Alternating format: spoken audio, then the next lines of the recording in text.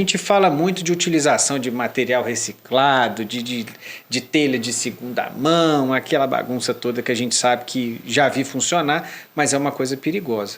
Em termos de materiais, assim, vamos começar por aí o assunto. O que você me fala, quais são os melhores materiais, o que normalmente se usa, por que se usa, e o que é caro e vale a pena, e o que é barato e você nunca pode fazer porque depois é só dor de cabeça? A gente tem algumas vertentes aí de estudo de materiais. A gente não tem uma verdade absoluta de utilização de materiais alternativos. O que esses materiais trazem para a gente são novas possibilidades, e dentro dessas novas possibilidades, esses materiais vão trazer benefícios e uma série de possíveis malefícios também. A gente tem, por exemplo, tratando um modelo que isso está sendo muito difundido aí, de freestyle caipira, por exemplo. O que a gente vê de implantação desses modelos? A gente tem uma estrutura, a base estrutural de eucalipto, por exemplo. Isso é um extremo de alternativo. Sim, o que eu estou falando, vou chegar no extremo e a gente passa para uma estrutura não tão extrema assim. A utilização de eucalipto no grosso da estrutura, um material que, quando comparado com o concreto ou uma estrutura metálica, é um material de baixo custo, só que em compensação você tem uma durabilidade menor. Quando a gente passa para o interior do galpão, eu não aconselho ser proposto para o produtor, por exemplo, a fabricação das baias do freestyle de eucalipto. Em muitos casos, você não tem uma padronização dessas baias, e isso é um ponto extremamente importante do freestyle, que até o tamanho dos animais, você tem uma alteração ali de largura, você tem um conforto e comprimento dessas baias.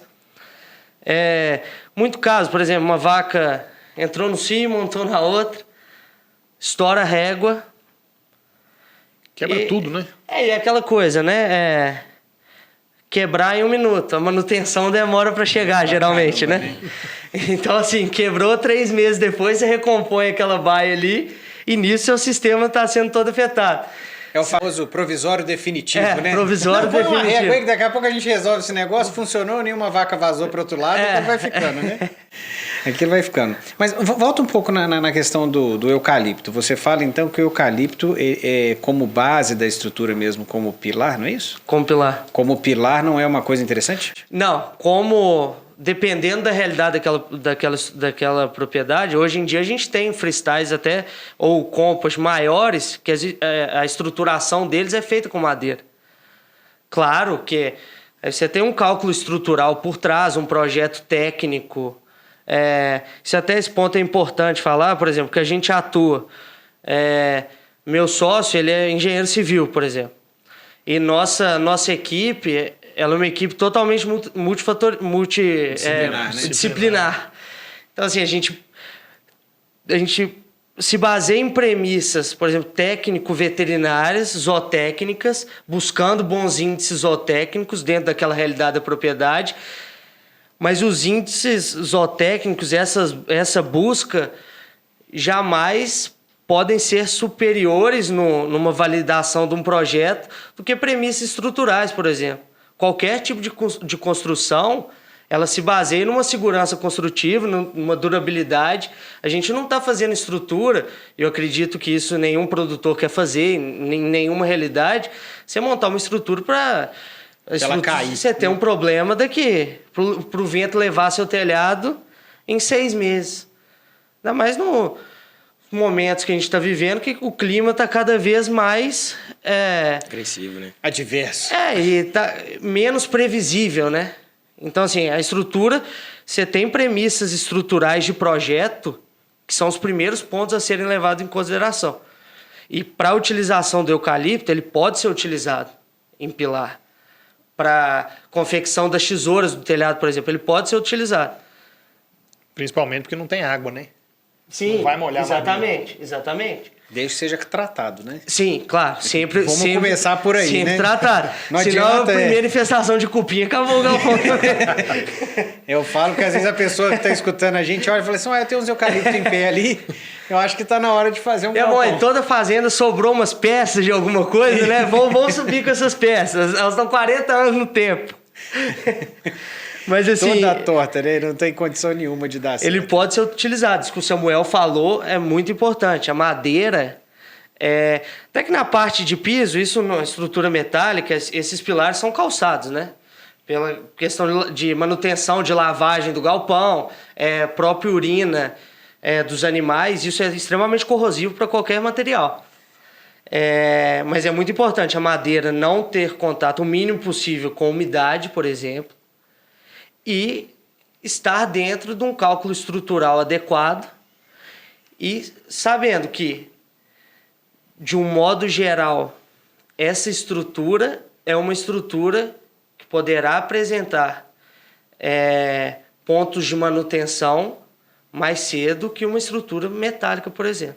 Isso a gente comparando duas estruturas boas, né? Uma estrutura com erros, ela pode ser metálica ou concreta, que ela vai dar manutenção mais cedo ou mais tarde. Se eu levo em consideração concreto, que eu acredito que sejam as principais, né? Às vezes você mexendo aí com materiais alternativos, às vezes tem alguma que a gente pode acrescentar. Mas basicamente, para construir um telhado, construir um galpão, eu vou usar metal, vou usar concreto e vou usar madeira, não é isso? Basicamente isso. Basicamente isso. Delas, qual que é a mais pesada?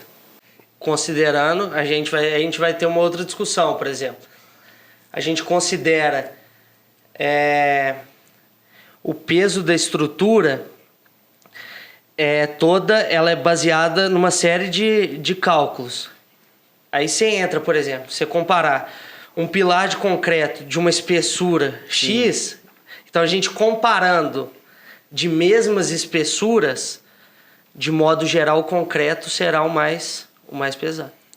Vem depois metal ou vem madeira? Porque eu fico imaginando isso, assim, porque isso é uma das coisas que já me falaram, né? Quando você faz o telhado, se você usa metal, você tende a ter vãos maiores. Uhum. E se você usa madeira ou concreto, você acaba tendo vãos menores, tem que botar muito pilar no meio da estrutura, que é uma tragédia, né?